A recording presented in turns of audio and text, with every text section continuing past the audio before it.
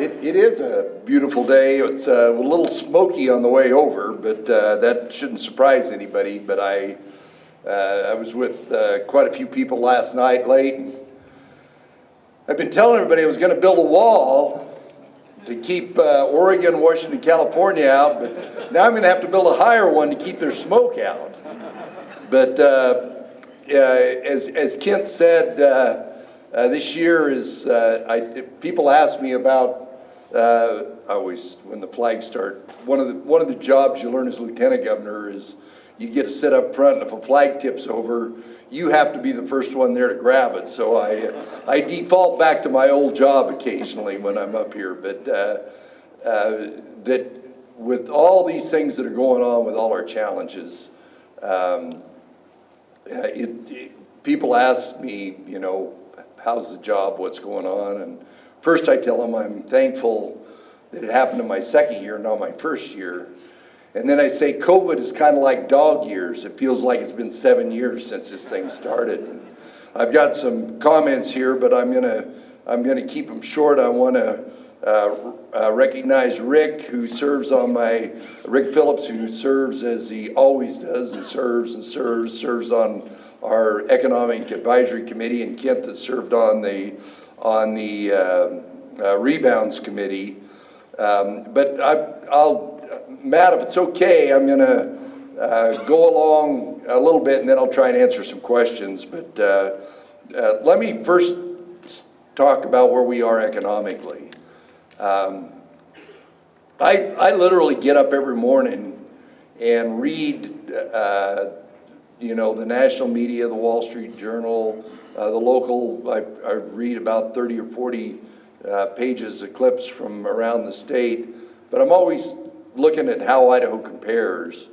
And I got to tell you, it's not great, but it's so much better here than it is everywhere else. And not just a little bit, I mean a lot. We're ranked #1 for economic momentum. Barron's just came out and said for fiscal solvency, we rank #1. In March, we were third best employment in the United States. Today, we're third best at 5%. Of course, here in Bannock County, you're at 4.6, which is even better yet. Our personal income growth, we're #1, and we're in the top 10 for the balance in our unemployment fund, our rainy day balances, and just recently, just this week, it wasn't us, it was actually the state of Maine that compared all the states.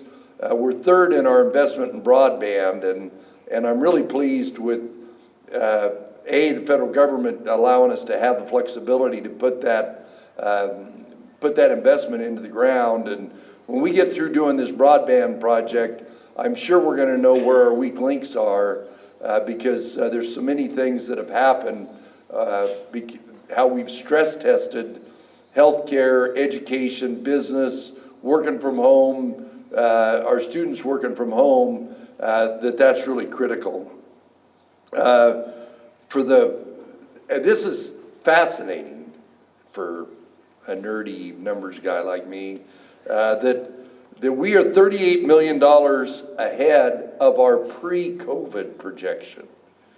In other words, prior to the pandemic, we had a forecast of where we're going to be, and today we're $38 million ahead of that forecast, which puts us in such a class by ourselves that I'm always giving Gary Herbert a bad time. On one of the rankings, he is above us, but in that regard, we're in a class all by ourselves. But that doesn't mean we should get sloppy or rest on our laurels. We know that some of that income numbers are the very generous unemployment numbers that were made available by the federal government, and the PPP program, some of those other programs. So it's really hard to forecast that. So we're going to stay cautious, but we're optimistic, and we know that our rebound is working. You know, we've had to manage this thing from the get-go. Early on, we put together a coronavirus working group where we had healthcare people, epidemiologists, and so often I'll be in a meeting with other governors at the White House, and what I will hear are things that my coronavirus working group told me 2, 3, 4, 5 months ago. And so my confidence in those folks has just been stellar about the recommendations they made on what we did initially, and then the fact that we were one of the first states to put in a 4-stage reopening plan. Of course, we're kind of high-centered in the fourth stage right now. But if you look at that, 99% of all businesses can be open. But some of them that can't, one of the things that we grieve for are great big venues like this. I know that we probably wouldn't do this if it was January in Pocatello. But football games and high school athletics and of course, really sad is what's happened, as far as religious services, weddings, funerals, graduations, proms. Those have been some of the unintended effects that we've had to cope with, but it's all about managing what I learned from some of my other governors, transmissible moments. And I got a call today from a friend of mine about having a great big RV show that got canceled in Ada County, and that health district put in a restriction there. And I said, well, it was a little disappointing. He'd kind of been told he could do it, and then they didn't. But other than those things, particularly if you go to other states, we are so much further open here. We never shut down the construction industry. We never shut down auto sales.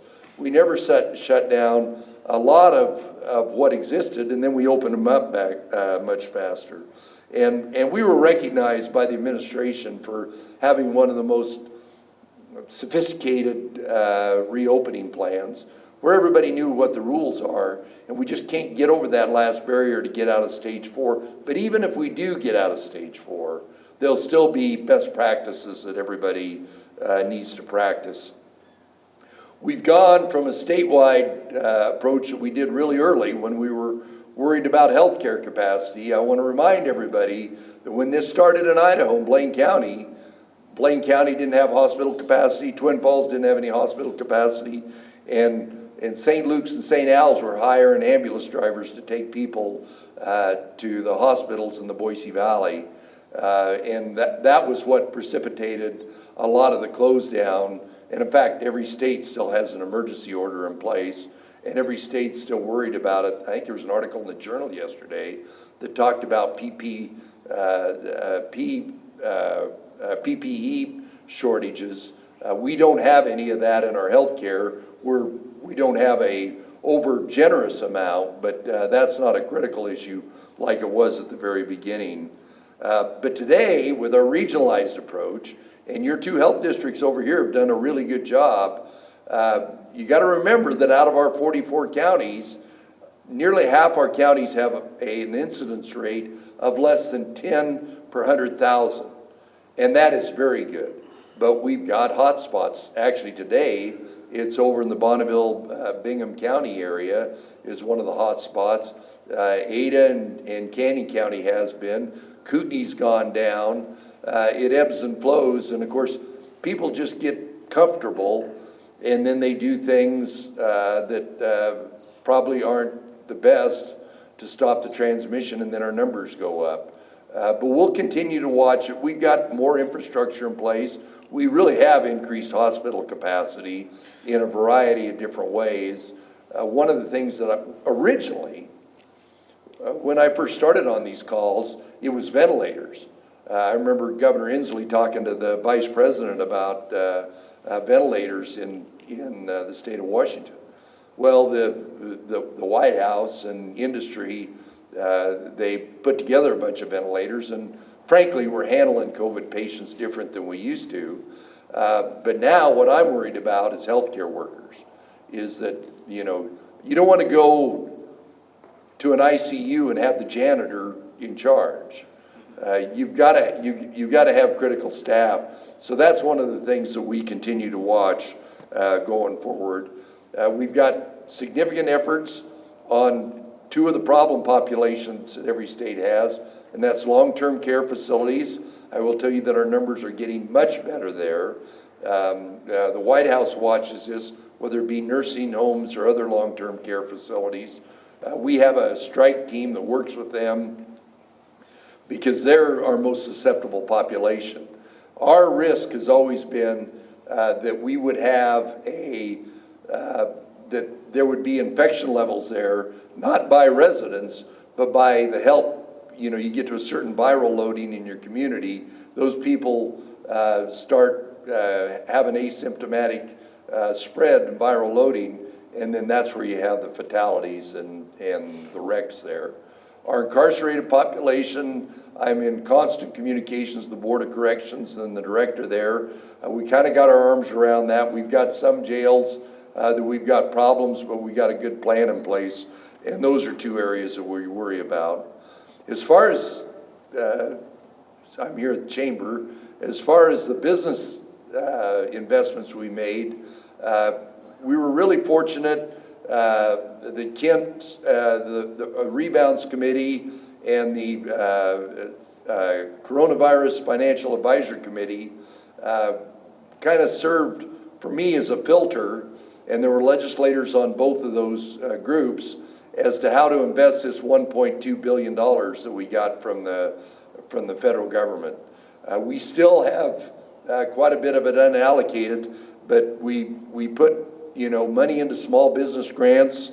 8,700 small businesses received those grants, and they were meant originally to kind of fill in the gaps of people that didn't get the PPP program.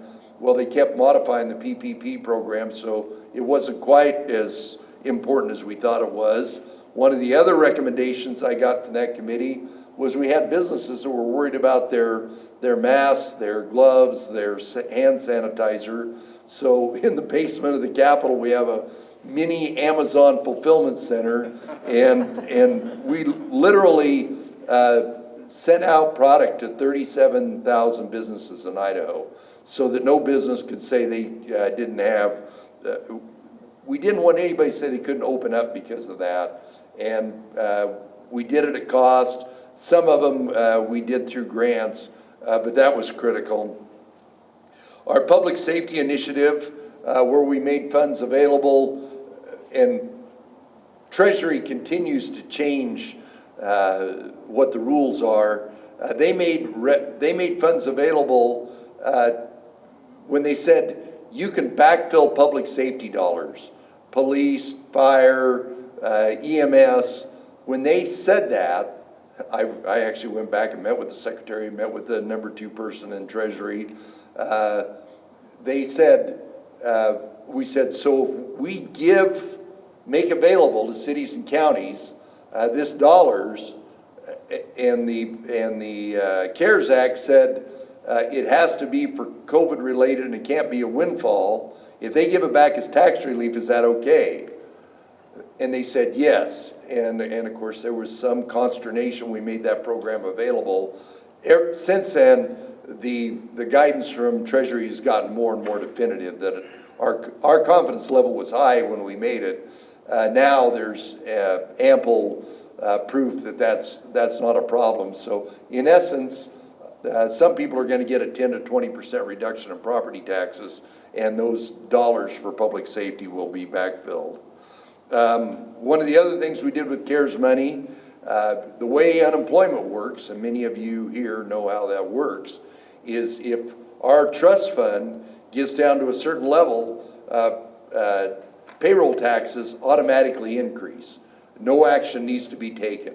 Either the legislature or the governor can take action to change it, but by autopilot, when the level gets down to a certain number, all of a sudden taxes, and with the rate of burn because of unemployment benefits, you could make the case that we might have had a doubling of employment tax.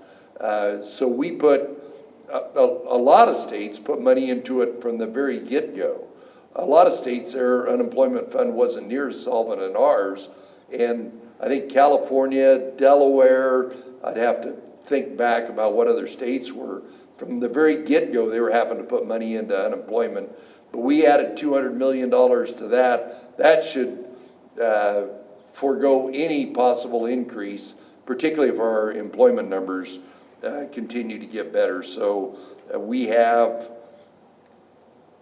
one of the top 5 or 10 balances in our unemployment fund. We put money together for the Back to Work program. That program's over. We did that to compensate for what we heard from my Rebounds Committee and other committees about the $600 incentive from the federal government was creating, and it was not nefarious. If you had a business and your business was down 10 or 20 or 30%, and there was a lot of that, some of it down 50 to 100, and you said, I'd like to call my workers back to work, but they can make an additional $600 if they stay home, there was an incentive for the employer and the employee to get together and say, we'll just stay home.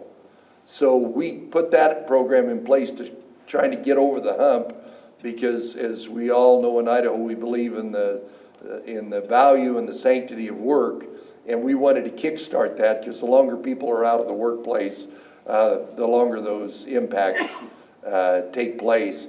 I've had some businesses tell me that it was an absolute right thing to do. There were some people that were going to get called back to work that made the money anyway, but when you put these many programs in place this fast, you have to, you want to put volume, put velocity into your economy, and we believe that was helpful. We also made early on $94 million available to local businesses. It has to comport with the CARES Act, so it has to be for COVID-related expenses, and it's pretty definitive there.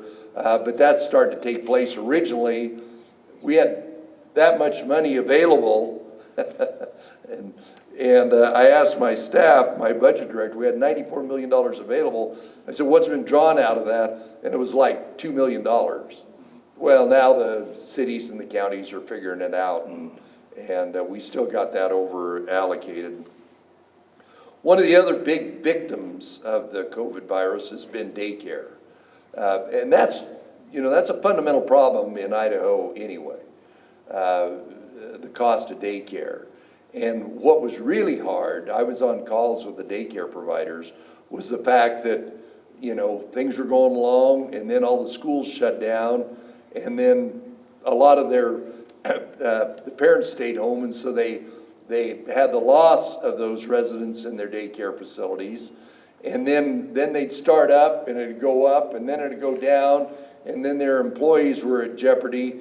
And so the daycare industry has been one of the really toughest, hardest hit industries, and there's still some money available for there, some grants to help them. But even when we get through the COVID virus, I think we as a state, particularly if we can create incentives for businesses to do the right thing, I would prefer that daycare is a benefit of employment, that we make sure that there's no disincentives for employers to either provide daycare, go together, a dozen small businesses could go together and underwrite a good quality provider. And for me, that does something even more important for me. The higher the quality of daycare, particularly for these young kids, the more I can address my early literacy issues by having really good quality daycare. So even when the COVID virus is over, that'll hang around for a long time. I talked about the broadband program. We made $50 million available. I had a call last week and a meeting this week. This is really going to be a good indicator of where our weak links are. When we get this $50 million deployed, and one of the hard parts of it is it has to be spent by the end of December. And so when you spend that much money, sometimes you're paying a little too much for either contractor or equipment or fiber. But when we get done, we'll have better mapping. The legislature approved a full-time position for me over in Commerce to kind of aggregate all the broadband issues. And that is going to be something that we need to continue to work on in Idaho.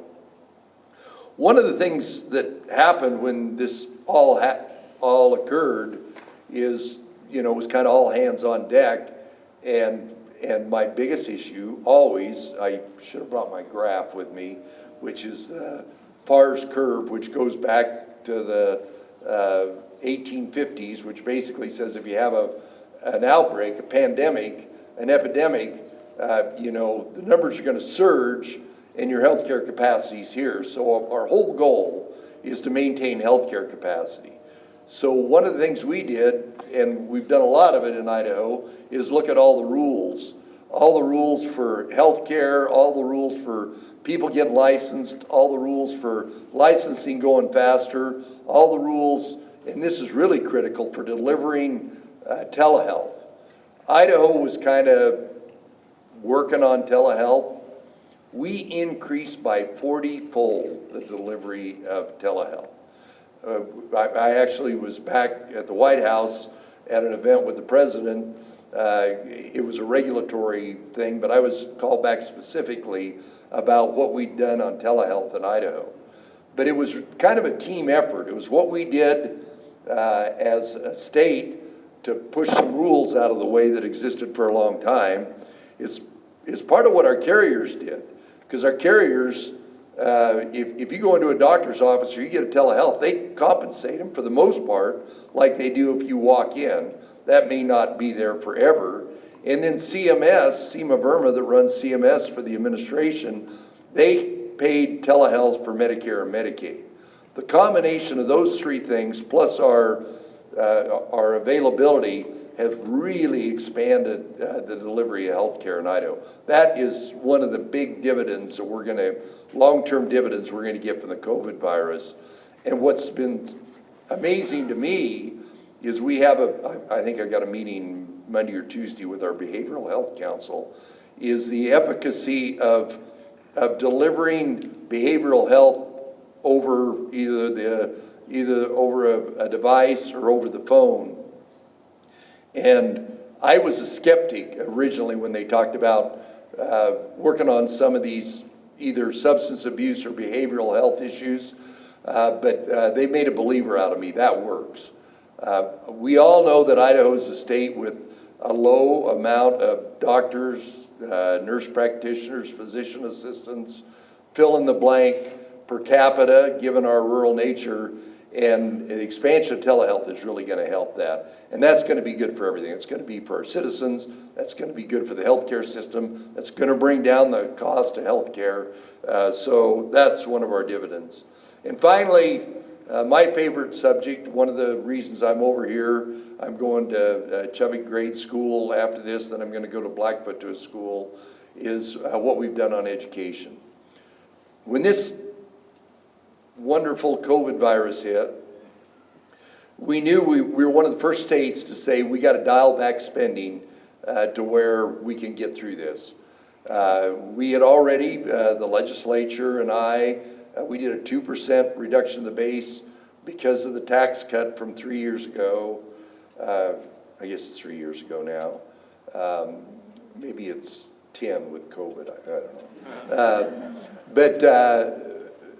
But we had our revenue and our expenses pretty right-sized. We forecast the COVID was going to hurt us to the tune of 14%, but because of some other things we'd done with the legislature, we had rainy day funds, so we said we're going to cut all the agencies by 5%. But we did it as early as possible so people could embed it into their spending plans. They could embed it into their plan. And that's a one-time cut. That's not an ongoing cut. And we put it out early so the school districts, the administrators, the trustees, and the principals could embed it into their program. Well, there's been significant CARES money, even around our money, that went to school districts, went to higher education. Higher education got 40 million, but that's another problem and I'll talk about in a little bit. But just 2 weeks ago, Treasury again updated their guidance and said that they calculated that COVID cost $499 or $500 per student So if we as governors wanted to give that money to the school districts, we could. Well, that came out to almost the exact same as a 5% cut. So in essence, public schools are going to get what the legislature appropriated for them. And then on top of that, we add an additional $50 million because as I travel around the state, I hear from parents that are struggling with whether it's part online, part offline, whether it's parents that got kids they want to keep home because they're immune compromised. There's 20 different examples to make more funds available, whether it be for devices, whether it be for connectivity, whether it be for curriculum, whatever it is, to help those parents. So with those two items, plus the additional money, we added $60 million for safe reopening, which is supplies and other things. Then we put $40 million in to address the digital divide. For the most part, school districts are whole, but of course they've all got expenses as a result of this. So I'm excited that we got to that point. I'd like to have been there earlier, but we couldn't do it until we got this guidance. A lot of other states have spent all their CARES Act money, so they're not going to be able to do it. I did want to address higher education. They got $40-some million, but because higher education gets so much of their revenue in student fees, and particularly events, housing, dormitories, food services, athletics, they have really, this has been tough on them. And, the state board is keenly aware of it, and we're working on it. But they are one of the areas where hopefully we're going to get this economy around and we can work on it. But I know Kevin, this institution, was the first institution to put in a long-term plan and to reopen, and I'm very thankful for that. We are in a good position in Idaho relative to everybody else, whether it be our health care, whether it be the economic atmosphere that we have. A lot of it's because of what we've done in the past.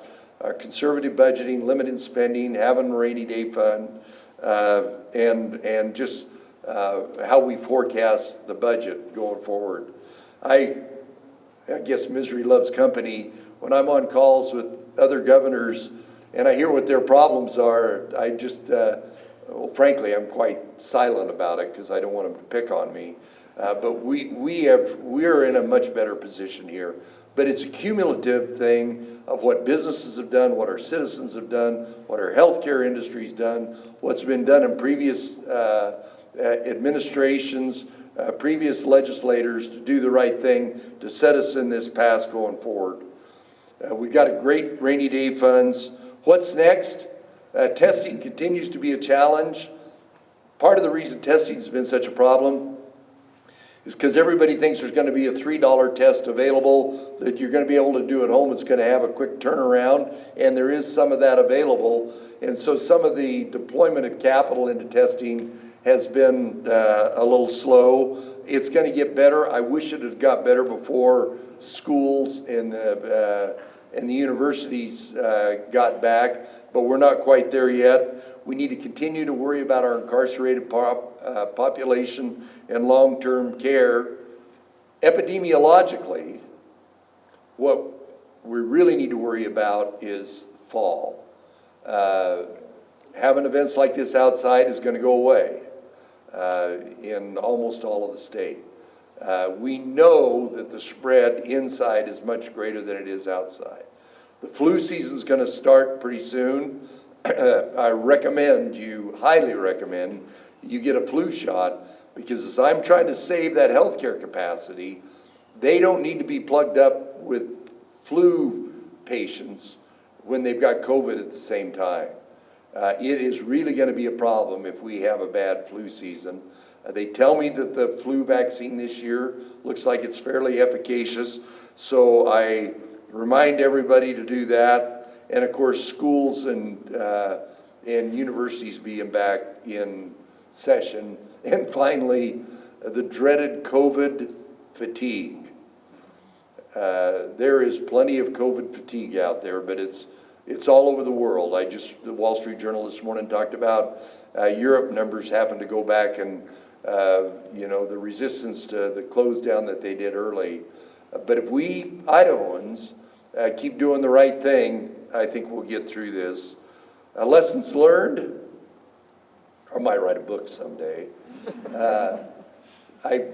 We badly fumbled the labor issue, and it wasn't necessarily our fault. Congress put together a program that was almost impossible to administer, particularly if you had an old clunky system like we do in Idaho. We're going to upgrade that system, as many of them are. It took way too long to get those benefits out. And again, testing.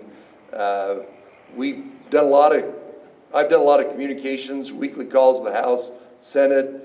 We're going to bi-weekly calls with the mayors and the counties, the tribes, every couple weeks, sometimes a little longer. And I got to tell you, when I'm on the call with these other governors, R-Idaho tribes they talk about the problem they have. They tell me the solution and not the problem. And my hat's been off to the Idaho tribes for the work they've done. Nobody can do contact tracing better than a tribal member, particularly a tribal elder, calling somebody and asking them where they've been and what they're doing and giving them advice and counsel. So from that aspect, I've been very pleased. We need to continue. My highest priority is to keep the schools open. So all this other stuff that we got to do, distancing, hygiene, masks, flu shots, is so we can keep schools open.